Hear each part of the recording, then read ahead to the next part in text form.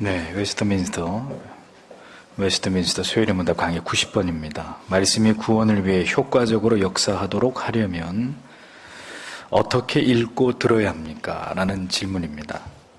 말씀이 우리의 구원을 위해서 효과적으로 우리 안에서 역사하도록 하려면 여러분들이 어떻게 하나님의 말씀을 읽고 들어야 되느냐, 이것을 교리가 설명을 해줍니다. 그래서 그 해답은 말씀이 구원을 위해 효과적으로 역사하도록 하려면 우리는 부지런히 준비하고 기도하며 말씀에 집중하고 믿음과 사랑으로 말씀을 받아 마음에 간직하며 생활에서 실천해야 합니다. 이렇게 교리가 이야기를 하고 있습니다. 우리의 구원을 이루어감에 있어서 가장 중요한 것은 하나님의 말씀의 길잡이를 따라서 가는 것인데, 그러면 그 말씀과 내가 어떤 관계를 가져야 되느냐, 그 말씀에 대해서 내가 어떤 자세를 취할 때 그 말씀이 가장 효과적으로 우리의 영혼에 영향을 미치게 되느냐, 우리의 구원과 성화에 유효적 어떤 영향을 미치게 되느냐, 이 문제를 교리가 다루고 있는 것입니다. 그래서 지난주에 말씀드린 바와 같이 성령은 하나님의 말씀의 낭독 그리고 설교를 효력 있는 은혜를 전파하는 방도로 사용하신다는 그런 말씀을 지난주에 말씀을 드렸습니다. 이를 통해서 성령께서는 죄인을 설복시키고 회개케 하시고 그로 인해서 우리가 진리의 말씀과 바른 믿음 안에 거하도록 우리를 도우신다, 이런 말씀을 생각해 보았습니다. 하나님께서 은혜를 전달하시는 수단으로 이렇게 하나님의 말씀을 중요하게 여기시면서 말씀을 전달하는 수단으로서의 preaching, 설교를 하나님이 귀하게 생각하신다는 것을 알 때 설교를 전하는 설교자 자신이 먼저 이 설교라고 하는 이 일을 매우 신중하게 생각하고 이 일에 가장 많은 열정을 쏟아서 하나님의 말씀을 정확하게 전달하고 올바르게 전달하기 위해서 최선의 노력을 다해야 됩니다. 그 다음에 이제 그 설교, 준비된 설교의 말씀을 전달받는 여러분들에게 있어서는 이제 하나님께서 여러분들에게 어떤 자세를 취하면서 하나님의 말씀을 받는 것을 원하시는지를 여러분들이 정확하게 이해하셔야 될 필요가 있다는 거예요. 그래서 전하는 자의 문제는 전하는 자가 해결하면 되지만 이제 말씀을 받는 여러분들의 태도와 자세가 어떠하냐에 따라서 설교를 통해서 하나님의 말씀을 통한 구원으로 우리를 이끄시는 그 효과적인 성령의 사역이 여러분 안에서 강화될 수도 있고 약화될 수도 있다는 겁니다. 그 점을 오늘은 주의해서 들어보셔야 됩니다. 하나님의 말씀을 듣고자 하는 자에게서 하나님께서는 그 말씀을 사모하는 정도와 그 말씀에 대한 진지한 자세를 아주 귀하게 여기십니다. 따라서 우리가 부주의함으로 하나님의 말씀을 대할 때는 언제든지 하나님의 말씀을 통해서 우리에게 약속해 주신 감화와 깨달음과 은혜로부터 우리가 즉시 멀어지는 일들이 일어날 수 있다는 것을 먼저 이해하셔야 됩니다. 그러니까 구원과 성화에 있어서 이처럼 우리의 영혼에 지대한 영향을 미치는 하나님의 말씀을 듣는 설교 시간에 대해서 우리가 어떤 태도와 마음의 준비를 취해야 될지 교리가 분명하게 그것을 정리해 놓은 것입니다. 예수님께서 부활하신 이후에 제자들에게 강조하신 것이 하나 있습니다. 아주 중요한 것을 당부하셨습니다. 제자들에게. 그게 뭐냐면 마태복음 28장 18절에서 20절입니다. 예수께서 나와 일러 가라사대 하늘과 땅의 모든 권세를 내게 주셨으니 그러므로 너희는 가서 모든 족속으로 제자를 삼아 아버지와 아들과 성령의 이름으로 세례를 주고 내가 너희에게 분부한 모든 것을 가르쳐 지키게 하라. 볼지어다 내가 세상 끝날까지 너희와 항상 함께 있으리라 하시니라. 이렇게 기록하고 있습니다. 그러니까 예수님, 부활하신 예수님이 제자들에게 두 가지를 중요하게 당부하셨어요. 첫째는 세례를 주라는 것입니다. 성부와 성자와 성령의 이름으로 회심이 분명한 하나님의 백성들에게 세례를 주라. 또 한 가지는 너희에게 내가 분부한 그 모든 것이 뭡니까? 말씀이죠. 말씀을 부지런히 가르치고 설교해서 예수를 믿고 회심케 함으로 세례를 주어서 하나님의 자녀로 삼으라. 그러니까 세례와 그 다음에 설교, 복음 전파, 이 두 가지입니다. 따라서 하나님의 자녀 삼는 일에 있어서 가장 중요한 핵심적인 도구가 뭐냐? 예수님께서 가르쳐 주신 말씀을, 즉 하나님의 말씀을 전하는 것. 그래서 그 말씀을 듣고 회심한 사람에게 세례 주는 것. 이 두 가지가 핵심이라는 거예요. 이것 외에 다른 수단이나 어떤 방법들을 예수님이 말씀하신 적이 없습니다. 이거 외에 다른 방법을 사용해서 복음을 전해라, 이렇게 얘기하신 적이 없어요. 그럼에도 불구하고 이 시대에는 점점 설교가 경시되고 있습니다. 하나님의 말씀을 설교라는 수단을 통해서 이것을 도구로 전달하는 것이 모든 시대를 초월한 진리가 말씀하고 있는 복음, 진리의 전달 방편인데도 불구하고 이 시대의 설교의 시간은 점점 짧아지고 있습니다. 서울 장안의 보편적인 모든 교회의 설교 시간이 평균이 20분에서 25분. 그것마저도 토크쇼나 혹은 간증이나 시사적인 정보들 혹은 영상이나 혹은 스킷 드라마나 혹은 찬양의 시간들로 대부분 다 대체되고 있는 이런 현상들을 봅니다. 그 짧은 설교의 시간에도 하나님의 말씀이 대부분을 차지하고 있는 것이 아니라 온갖 세상의 이야기들로 설교 시간의 대부분이 할애되고 있는 이런 설교를 여러분들의 가정에서 어렵지 않게 기독교 TV를 틀면 어렵지 않게 들으실 수 있을 겁니다. 하나님의 말씀을 받는 자들의 자세와 관련해서 예수께서 매우 중요한 교훈을 비유로 말씀하셨습니다. 그게 뭐죠? 씨 뿌리는 자의 비유입니다. 여기서 씨앗은 뭘 의미하는 걸까요? 하나님의 말씀입니다. 하나님의 말씀이 모든 시대의 모든 사람들에게 뿌려집니다. 그러나 그 말씀을 받아들이는 사람들의 마음은 분명하게 성경이 말씀하건대 모두 같지 않다고 말씀하고 있습니다. 하나님의 말씀이 선포되어도 길가, 돌밭, 가시떨기, 그리고 좋은 땅이라는 각기 다른 마음의 토양에, 그리고 영혼의 상태에, 그리고 환경에 따라서 하나님의 말씀에 대한 결과와 반응이 각각 다르게 나타난다는 사실을 예수께서는 분명하게 비유로 말씀하셨습니다. 이것은 하나님의 말씀을 받는 자들에게 있어서 그 영혼과 마음의 준비가 하나님의 말씀을 통해 은혜를 받음에 얼마나 지대한 영향을 미치는가를 보여주는 중요한 말씀입니다. 그래서 잠언 4장 23절에 이런 말씀을 기록해 놓았습니다. 뭐죠? 무릇 지킬 만한 것 가운데 더욱 내 마음을 지키라. 왜? 생명의 근원이 이에서 남이니라. 그렇게 말씀했습니다.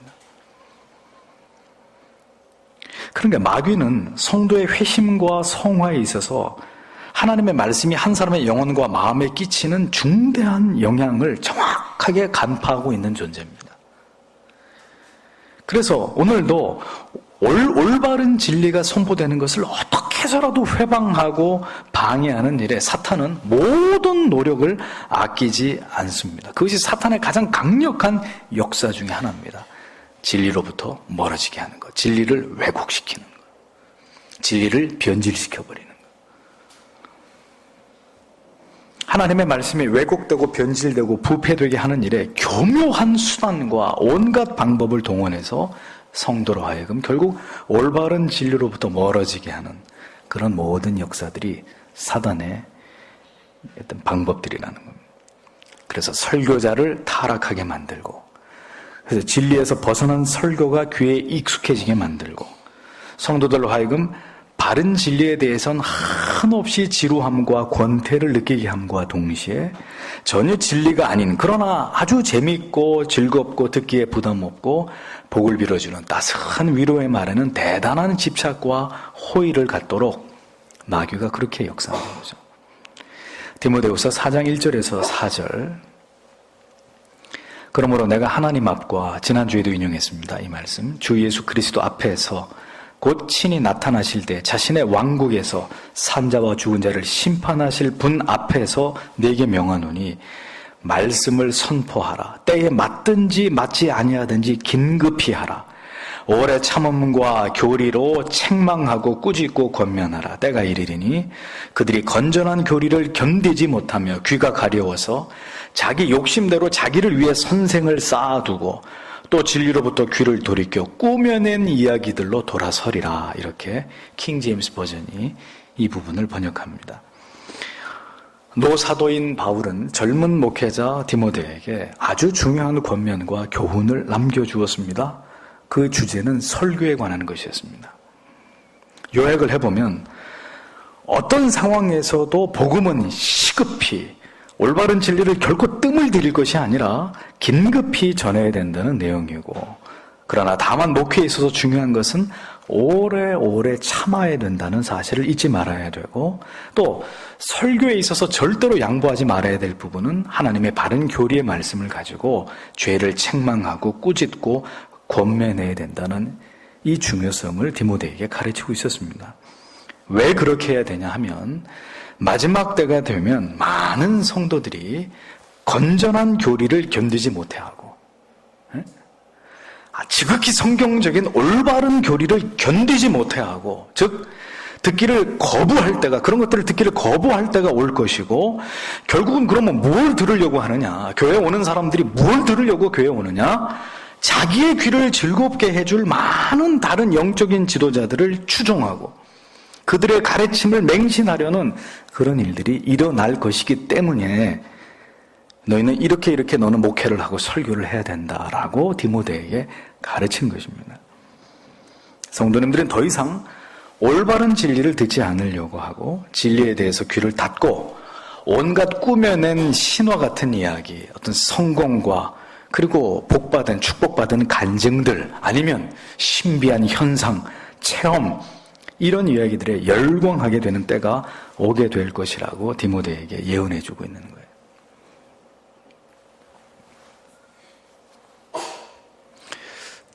(20여 년) 동안 개혁주의 설교를 열심히 했어요. 어떤 목사님이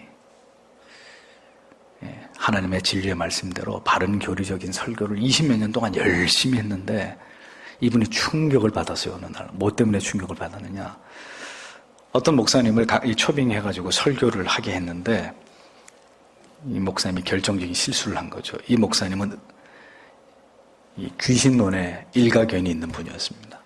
설교 시작부터 끝까지 귀신 얘기를 하는 거예요. 귀신 얘기를. 그럼 목사님이 앉아서 설교를 들으면서 성도들을 이렇게 보니까 20몇 년 동안 개혁주의 설교를 외쳤는데 그날 그 귀신론에 대한 설교를 들으면서 성도들이 그 귀신론에 완전히 몰입을 해가지고, 그 전까지 20몇 년 동안 들은 개혁주의 설교는 온데간데 없고 그 한 시간에 처음부터 끝까지 귀신 얘기하는 그 얘기에 사람들이 완전히 몰입해가지고 그 귀신론에 대한 이야기를 듣고 은혜를 받더라. 그래서 그걸 뜯어 고치는데 시간이 어마어마하게 또 걸렸다는 거예요.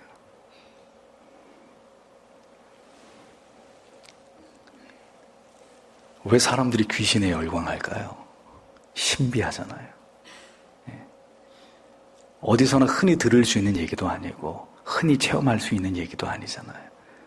하나님 말씀을 조곤조곤 풀어서 설교하는 것보다 귀신에 대해서 1시간 동안 얘기하니까 아이부터 어른애까지 귀를 쫑긋 세우고 그 귀신 얘기들을 경청하더라는 겁니다.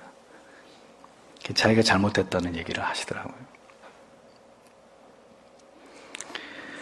올바른 설교, 반드시 가르쳐야 될 교리의 중요성을 이미 대사도이고 목회의 선배인 바울은 디모데에게 일찌감치 강조해 주었던 것을 볼 수 있습니다.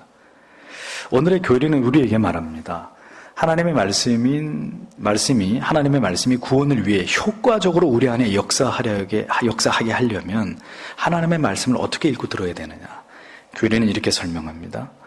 하나님의 말씀이 구원을 위하여 효력 있게 되려면 우리는 부지런함과 마음의 준비와 기도로 나아가야 하며 믿음과 사랑으로 그 말씀을 받아들여 우리의 마음에 간직하며 우리의 생활에서 실천해야 합니다.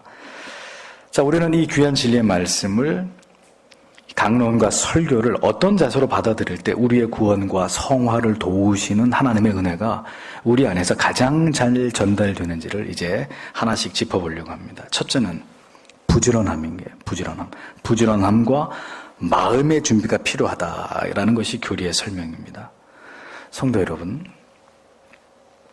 제가 여러분들에게 자주 강조하지 않습니까? 여러분들이 오페라나 음악회나 심지어 예약한 영화를 보러 가실 때 30분 늦게 가십니까?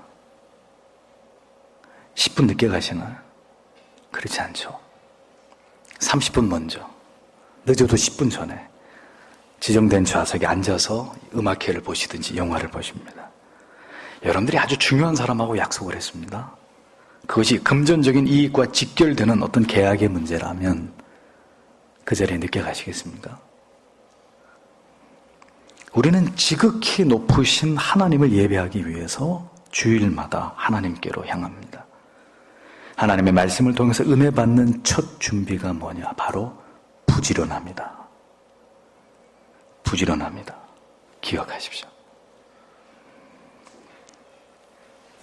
주일에는 아침에 일어나셔서 교회로 오는 일들이 최단시간에 이루어질 수 있도록 모든 일들은 반드시 토요일 저녁에 다 준비하시는 것이 지혜로움입니다. 그때부터 예배가 시작되는 거예요. 왜? 예배를 위한 준비에 들어간 것이기 때문에. 그리고 저녁 식사를 한 이후에는 9시 이전에 모두 취침을 함으로써 주일에 우리 성가대 같은 경우는 일찍 일어나서 오셔야 되잖아요. 근데 주일날, 토요일날 늦게 자니까 주일날 아침에 제 시간에 못 오게 되는 거예요. 성도님들 마찬가지고. 그러니까 토요일은 되도록 일찍 취침을 해서 주일은 교회를 섬기고 어떤 직분을 수행하기 위해서 일찍 교회에 와야 되는 이런 경우가 생길 때 신속하게 움직여서 하나님을 예배하고 섬기는 일에 최상의 준비가 이루어지도록 하는 것이 올바른 예배를 위한 하나님의 말씀이 유효적으로 우리 안에 심겨워지고 은혜를 받을 수 있는 모든 준비의 시작이다라는 것을 잊어버리지 마세요. 부지런히 준비할 때 이미 마음의 평강이 임합니다. 마음이 은혜를 사모하는 평온한 상태, 준비된 상태로 하나님을 예배하는 시간을 기다릴 수 있습니다. 그러면 예배의 준비는 다 끝나는 거예요. 다 끝나는 거예요. 그런데 언제나 주일 아침에 분주하면서 늦게 교회에 도착하게 되고, 그러니 허둥지둥 준비되지 않은 상태에서 예배를 시작하게 되고, 이어지는 이제 졸음과 부주의함, 이런 일들이 지루하게 1년 52주 내내 반복이 되게 되면 그분의 영적인 상태가 어떻게 되겠습니까? 영혼이 깊은 침체의 바닥으로 떨어지는 건 시간 문제란 말이에요. 예배는 그냥 형식이 되어버리는 것이고, 오늘도 교회 가서 예배 드렸다, 그걸로 끝나는 거예요. 아브라함은 100세에 얻은 그 아들 이삭을 제물로 바치러 올라갈 때 언제 일어났습니까? 새벽에 일어났습니다. 새벽에 일어나서 자기의 손으로 땔감을 준비하고 칼을 준비하고 횃불을 준비하고 이삭을 앞세워서 모리아 산으로 올라갔다고 성경은 기록하고 있습니다. 왜 그를 믿음의 조상이라고 칭하는지 알 수 있지 않겠습니까? 그 다음으로 말씀을 듣기 위한 방편 뭡니까? 두 번째는 예배를 사모하고 나에게 주실 말씀을 사모함으로 어떤 준비? 기도의 준비, 기도하는 것입니다. 한 주간 동안 여러분들이 주일의 예배와 주실 말씀을 위해서 기도하시고 나서 교회에 와 보십시오. 하나님의 말씀이 어떻게 들리는지 한번 여러분 자신을 시험해 보세요. 월요일부터 토요일까지 주일 예배가 끝나고 내일부터 그 다음 주일 예배 하나님의 말씀 들을 것을 위해서 한번 일주일 내내 기도해 보세요. 그래도 그 말씀에 시험이 들고 저 설교가 지금 날 들으라고 하는 훈계다 이렇게 들리면 그건 여러분들의 문제가 아니에요. 이제부터는 그렇게 기도하고 예배와 설교를 위해서 기도하고 왔는데도 말씀에 내가 지금 시험에 든다, 그럼 더 이상 여러분들의 문제가 아니라니까요. 그건.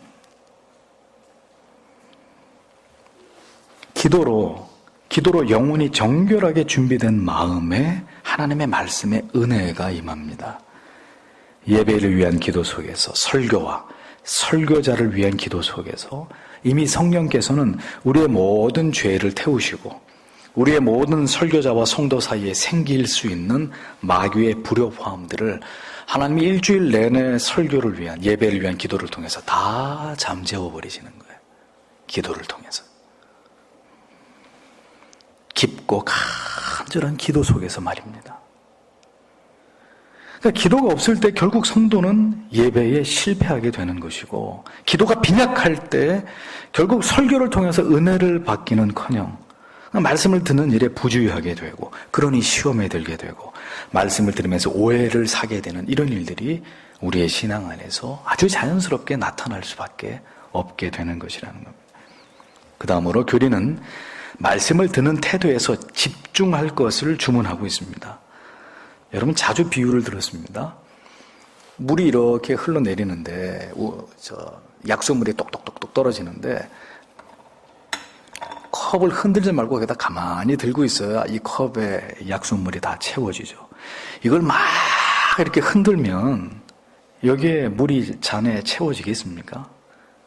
또 카메라를 새로 샀습니다. 비싼 돈을 주고 카메라를 샀는데 들고 나가서 한 1000장을 막 찍었어요. 그걸 집에 와서 보니까 한 장도 건질 수 있는 사진이 없어요. 왜 그랬을까요? 초점이 맞춰지지 않았기 때문에.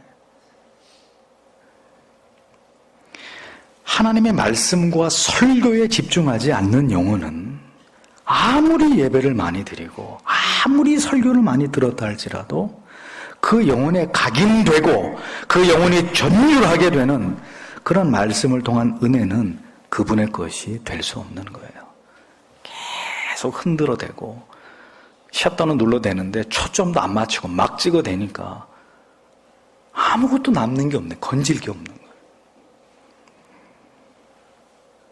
여러분의 삶에서 얼마나 하나님의 말씀에 여러분들이 집중하고 계시고 그 말씀을 사모하셨는가 하는 문제는 주일에 여러분이 설교에 얼마나 집중하시는지와 정비례하게 되어 있습니다. 왜 그러냐면 우리의 이 눈과 귀가 어디에 익숙해 있는가에 따라서 주일도 여러분의 눈과 귀가 거기에 반응할 수 있기 때문입니다.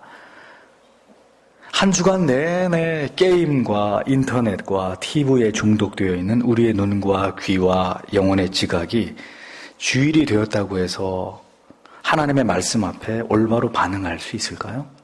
그러니 예배 시간 전후에도 우리 SF 운동원들, 주일학교 학생들 잘 들으세요. 그러니까 교회에 오면 교사님들이 아이들이 스마트폰을 다 거두어가지고 교회에다 보관하란 말이에요. 내가 얘기하잖아요. 그렇게 하라고. 그러니 예배 전후에도 그거 들여다보고 게임하고 문자 보내고. 왜? 저 친구들의 삶이 그렇기 때문에 그래요. 맨날 그거 들여다보고 하루 종일 그걸 들여다보고 있으니까 교회 와서도 이거를 놓으면 큰일 난다고 생각하는 거죠. 이게 경건에 얼마나 큰 방해가 되냔 말이에요. 하나님 신앙이다. 말씀에 집중하는. 예? 그러니까 교회는 아예 핸드폰 꺼놓고 집에 가실 때 켜시고요. 그리고 의지가 약한 아이들 같은 경우는 핸드폰 걷어가지고 교회에다 두고 갈 때 줄게. 거기에 대해서 부모 여러분 이의를 제기하지 마세요. 그렇게 해서 아이들이 적어도 교회에 머물러 있는 시간만큼은 하나님의 말씀에 집중할 수 있도록 해야 되는 게 이제 시대가 이렇게 돼버렸기 때문에 할 수 없는 거예요. 다음 주부터 다 뺏어요. 다 뺏어서 제 책상에 갖다 놓으세요. 그러니 무슨 설교가 귀에 들어옵니까? 요즘처럼 보는 것에 민감한, 보는 것에 잔뜩 길들여진 세대가 어떻게 1시간 동안 앉아가지고 지루하게 설교를 듣겠냐고. 안 될 수밖에 없죠. 안 될 수밖에. 그러니 그걸 만들어야 되는 거예요. 그렇게 하나님의 말씀에 경청할 수 있는 그런 인격으로 우리 아이들을 키워야 돼요. 그렇지 않으면 답이 없어요.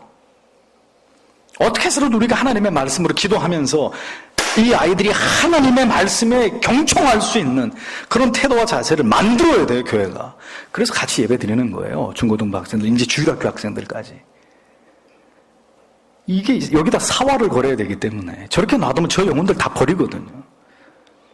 저는 스마트폰 만든 사람 저주합니다. 그거 초등학생들까지 팔아먹게 하는 이 정부는 정말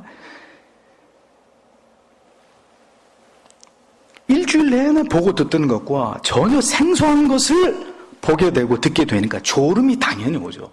만약에 스마트폰으로 예배드리라 그러면 아무도 안 줄 거예요, 아마. 그거 쳐다보면서. 그러니 지겨워지는 거예요. 거부 반응이 일어날 수밖에 없는 거예요. 교회는 굉장히 원시적이잖아요. 이 예배의 형식과 틀이 수백 년 전에 했던 그대로 이어가잖아요. 그러니 이게 감당이 되겠냐 말이죠. 우리는 지금 어려운 일을 하고 있는 겁니다. 제가 솔직히 말씀드릴게요. 여러분들은 굉장히 지금 어려운 신앙생활을 하고 계세요. 많은 교회들이 그저 사람의 편의와 편향에 맞추어서 예배도 허물고 전통들을 다 허물어 버리면서 쉽게 편하게 재밌게 이렇게 가는데, 그래도 이 반응을 지켜보려고 저와 여러분들은 지금 몸부림을 치는 거예요. 정상적인 경우가 아니에요, 지금. 적어도 토요일만이라도 온 가족이 함께 둘러앉으셔서 성경 읽고 한 주간의 삶을 나누시고 내일 예배를 위해서 가족들이 함께 기도하시는 이런 한번 습관을 만들어 보세요. 잘 닦이고 깨끗한 그릇에 손이 가는 것입니다. 그리고 그 그릇에 먹음직한 음식을 담고 싶은 것이 당연하죠. 하나님의 은혜도 그런 영혼 위에 부어지는 것입니다. 깨끗하게 닦여져 있고 속이 비어 있고 준비되어 있는 영혼에 하나님의 은혜가 부어지는 거예요. 다음으로 말씀에 대한 바른 자세를 교리는 믿음과 사랑으로 말씀을 받아 마음에 간직할 것, 이것을 얘기합니다. 믿음, 진리에 대한 의심이 아니라 온전한 믿음이 필요합니다. 100% 설교자를 통해서 주시는 하나님의 말씀을 여러분들이 믿어야 합니다. 그런데 그것이 맹목적인 믿음 혹은 무지한 믿음이 돼서는 안 돼요. 무슨 얘기냐? 많은 설교자들이 맹목적인 순종을 강요하면서 이것이 축복의 원리라고 주문하는 이런 일들이 얼마나 많습니까? 그러므로 성도 여러분, 분별력이 있어야 돼요. 성경을 열심히 읽으시면서 분별력을 가지세요. 적어도 오늘의 설교가 성경의 진리를 설교하는 것인지, 올바른 성경적인 교리를 설교하는 것인지 그렇지 않은 것인지를 판단하실 수 있어야 됩니다. 만약에 설교가 분명한 진리를 선포하고 그것을 우리에게 전한 것이라는 확신이 들거든 전적으로 그 설교의 말씀을 믿어야 합니다. 그리고 그 말씀을 사랑하셔야 됩니다. 그 말씀 속에서 보이신 하나님의 선하심과 하나님의 공의와 하나님의 용서와 자비와 긍휼을 우리를 향하신 그 놀라운 은혜 베푸심을 진심으로 사랑하면서 그 말씀을 받아야 돼요. 믿고 사랑하면서 설교를 들어야 돼요. 여러분들은 어떤 분하고 말씀하시는 것을 좋아하십니까? 내가 말할 때 내 눈을 똑바로 쳐다보면서 고개를 끄덕여주면서 내 말에 동조해주는 사람, 그렇죠? 그런 사람하고 긴 시간 대화하는 거 즐겁습니다. 나를 믿어주고 나를 사랑해주는 사람하고 우리는 되도록이면 더 많은 시간, 더 긴 시간을 함께 대화하고 싶어집니다. 하나님께서 어떤 영혼의 상태에 더 많은 은혜를 베풀어 주실까요? 하나님 말씀해 주세요. 저는 아무것도 의심하지 않습니다. 회의하지 않습니다. 저는 진실되게 그 하나님의 말씀을 액면 그대로 100% 저는 믿습니다. 저는 그 말씀을 100% 받아들이고 저는 진실로 하나님의 말씀을 사랑합니다. 라는 자세로 하나님의 말씀을 듣는 자에게 더 크신 은혜를 주시겠죠. 당연한 얘기 아니겠습니까? 믿음 그리고 사모하는 마음, 하나님께서 예배자들에게 찾으시는 가장 중요한 요소라는 것을 잊어버리지 마세요. 성도 여러분, 예배는 견디는 것이 아닙니다. 간절함과 깨닫기를 갈망하는 마음으로 온 마음을 다해서 진리의 말씀에 집중하는 것입니다. 그것을 마음에 새기고 깊이 간직하는 것입니다. 그렇게 살아야지. 그 말씀대로 살려고 한번 몸부림을 쳐봐야지. 담으려고 노력하면 하나라도 더 담을 수 있지만 버리려고 하면 다 버리게 되는 거예요. 마음에 간직하려는 마음이 있어야 마음에 담겨지고 새겨집니다. 통나무는 세워놓고 결대로 쪼개면, 잘 쪼개면 한 방에도 쉽게 쪼개지듯이 우리의 마음의 결이 하나님 말씀을 사모합니다. 저는 그 말씀 그대로 믿습니다. 우리의 심령이 하나님 말씀 앞에 이렇게 바로 그 결대로 서 있고 말씀이 떨어질 때 그 심령이 하나님의 말씀 앞에 쫙쫙 쪼개지는, 하나님의 수직으로 꽂히는 그러한 진리의 깨달음들이 그의 영혼에 새겨지는 그런 은혜를 체험하게 되는 거예요. 진리에 대해서, 설교에 대해서 부정적인 마음을 갖게 될 때 결국 누가 손해가 되느냐?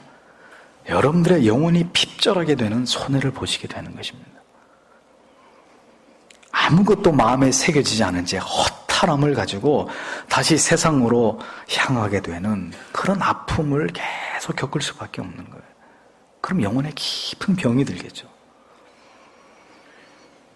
마음에 새겨진 진리의 말씀을 되새기면서 주일 오후에 여러분들의 각자의 집으로 향하는 축복의 발걸음들이 되기를 바랍니다. 마지막으로 말씀이 효과적으로 역사하기 위한 마음의 자세, 바로 교리는 마지막으로 생활에서의 실천하는 것이다. 이렇게 교리가 설명합니다. 누가 하나님의 말씀을 통해 가장 유효적인 은혜를 받느냐? 말씀을 듣고 실행하는 사람. 결국 실천하는 믿음, 행동하는 믿음 위에 하나님의 은혜는 더해지기 마련이다. 하나님께서 우리에게 은혜 주시는 이유가 무엇 때문일까요? 은혜 주시옵소서, 은혜 주시옵소서 기도하는데 하나님이 어떤 사람에게 은혜를 주십니까? 왜 은혜를 주십니까? 이유는 단 하나예요. 그렇게 살게 하기 위해서, 실행하고 실천하게 하기 위해서, 순종하고 헌신할 수 있도록 하게 하기 위해서 하나님이 은혜를 주시는 거예요. 그러니까 그런 마음을 가지고, 그런 삶의 자세를 가지고 결단하고 두 주먹을 불끈 쥐고 있는 성도에게 하나님은 은혜를 주시는 거예요. 따라서 실천하지 않으려고 하는 자, 게으른 자, 하나님 말씀을 따라 살려고 하지 않는 그런 의지가 없는 자에게 하나님이 은혜를 주시겠습니까?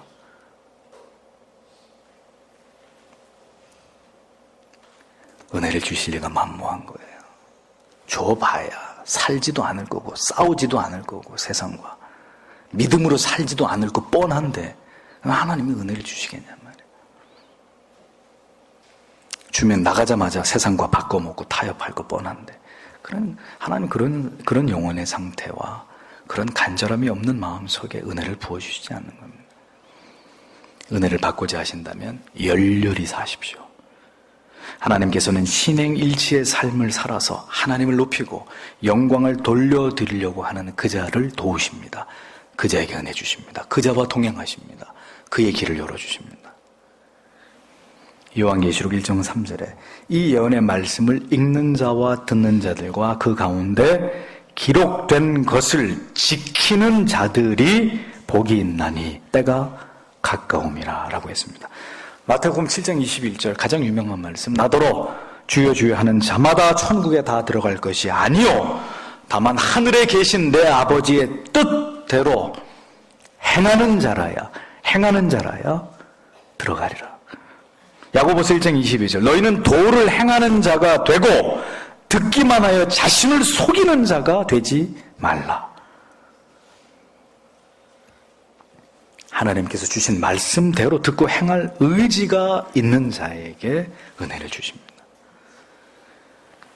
하나님께서는 어떤 자에게 진리를 깨닫게 하실까요? 목숨을 내놓고라도 그 진리를 지키려고 하는 자에게 풍성한 진리의 깨달음을 주십니다. 그래서 결국 그 진리 지키다가 순교하는 거예요.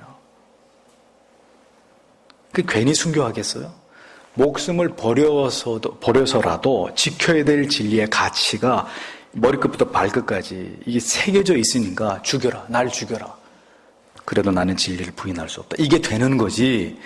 진리가 머리끝부터 발끝까지 안 채워져 있는 사람이 누가 그러더라고 자기도 따라서 그렇게 할 수 있겠나요? 불가능한 일이에요. 진리를 위해서 죽고자 하는 자에게 하나님은 그에게 진리를 주시는 거예요. 남다른 심오한 깨달음을 주시는 거예요. 하나님께서 부족한 저에게도 많은 진리의 깨달음을 주셨습니다. 아직도 물론 깨달은 진리보다는 깨달아야 될 진리가 훨씬 더 많지만 목사에게 오랜 시간 동안에 가장 큰 기도의 제목이 무엇이었는지 아십니까? 그것은 진리의 말씀을 깨닫게 해달라는 거였습니다. 뭐 특별한 기도도 아니었어요. 긴 시간 간절하게 때로는 성경책으로 머리를 때려가면서 하나님 진리를, 주여 진리를, 이제껏 깨닫지 못하고 맛보지 못했던 진리를 깨닫게 해주십시오. 이것이 저의 가장 중요한 기도의 제목이었고 지금도 그렇습니다. 왜? 무엇 때문일까요? 저 혼자 잘 믿고 그래서 천국 가려고 천만에요. 그러면 목사를 할 필요가 없는 거죠. 이유는 단 한 가지입니다. 여러분들을, 저에게 맡기신 영혼들을 바른 진리의 길로 인도하기 위함입니다. 이 자리가 어떤 자리예요? 저는 시간이 흘러갈수록 두려워요. 하나님 말씀 잘못 전해서 한 영혼이라도 실족해 하면 그 핏값을 하나님이 나에게서 찾을 거 아닙니까? 그러니까 시간이 흘러갈수록 두렵고 두려워요. 이제는 한 가지를 더 기도합니다. 여러분도 기도해 주세요. 그건 뭐냐? 진리와 교리와 교회의 역사와 올바른 전통을 통해서 깨달은 이 방대한 지식이 결코 우리의 현실보다 너무 앞서지 않기를 하나님 도와주시고 이 현실에 잘 적용할 수 있는 지혜를 달라고 이제는 기도합니다. 목사가 언제나 여러분들에게 분명하게 말씀드릴 수 있는 한 가지는 이 자리에서 결코 목사가 헛된 주장이나 진리에 근거가 없는 것을 절대로 말하지 않는다는 사실입니다. 어젯밤에 제 모교의 조직신학을 가르치시는 교수님과 전화통화를 했습니다.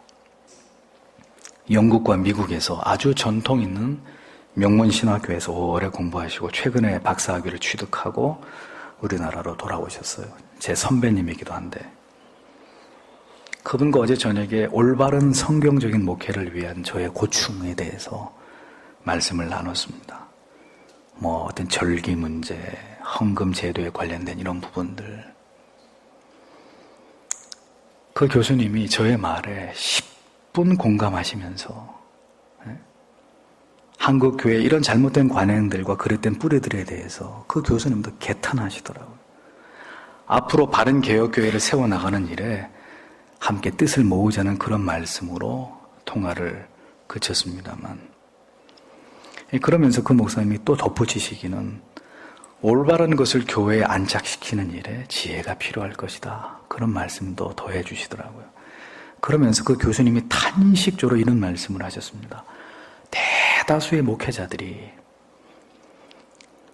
성도들 머릿수를 더 모으는 데는 관심이 있어도 성경을 깊이 있게 연구하지 않고 바른 신학적인 지식을 가지고 목회를 하지 않는 것이 가장 큰 문제다. 이런 지적을 하시더라고요. 성도님들이 모르시는 게 당연하지만 오늘날 많은 목회자들이 무지함과 그리고 잘못된 관행과 전통을 따라서 진리를 악용하는 일들이 비일비재하다는 것입니다. 그래서 더 많이 연구해서 바른 교회를 세워가는 일에 앞으로도 계속해서 이렇게 이런 어떤 바른 것을 지켜가고 회귀하려고 하는 이런 목사님들이 교류하고 도움을 주기 위해서 노력을 하자, 이런 말씀들도 함께 오랫동안 나눴습니다. 잊어버리지 마세요. 바르게 알아야 바르게 실천할 수 있습니다. 그 바른 실천이 나를 바꾸고 내 가정을 바꾸고 내 교회를 바꾸고 한 시대를 바꾸어 놓을 수 있는 것입니다. 가르침이 바르지 않으면 옳지 않은 것을 실천하게 되고, 그럼 그것이 현실화되는 것만큼 교회와 성도는 타락하고 변질될 수밖에 없는 것입니다. 그러니 잊어버리지 마세요. 하나님의 말씀과 가장 근접하는 길만이 가장 안전한 길이에요. 안전한 길. 유구한 기독교의 전통과 그 교회가 물려준 유산과 가장 가까이 가는 것이, 그것이 가장 바른 길이란 말이에요. 바른 길. 뭔가 새로운 길, 이머징 철치, 뭔가 새로운, 이제껏 시도되지 않은 어떤 새로운 것을 하는 것이 옳은 것이 아니라 그 예전에 우리의 믿음의 조상들이 걸어갔던, 이것이 옳다라고 주장했던 그것을 따라가는 길이 가장 안전한 길이라는 겁니다. 그 옛 길, 성경이 말씀하고는 너희 조상들이 걸어갔던 그 옛 길로 행하라. 너희 선조들이 만들어 놓은 지계석을 니들 마음대로 옮기지 마라. 구획을 쳐놓은 그 경계선을 우리 마음대로 그걸 옮기지 말라고 성경은 말씀하고 있잖아요. 무엇을 실천할 것입니까? 답은 오직 진리 안에서, 교리 안에서만 그 답을 찾아야 합니다. 여러분들 진리를 원하십니까? 그렇게 살기를 원하시나요? 어떤 어려움이 있어도 신앙의 정도를 여러분 지키기를 원하십니까? 하나님은 오늘도 그런 성도님들, 그런 교회에 가장 바른 진리의 말씀을, 깨달음의 은혜를 부어 주실 것입니다. 바른 것을 추구하는 자들에게 가장 바른 것이 무엇인지를 가르쳐 주실 거예요. 바른 것을 원치 않은 사람들에게는 바르지 않은 것들로 배부르고 만족하고 충만하도록 내버려 두실 겁니다.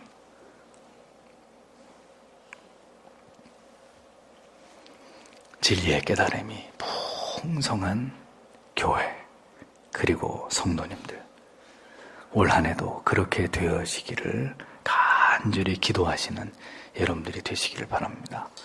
기도하겠습니다.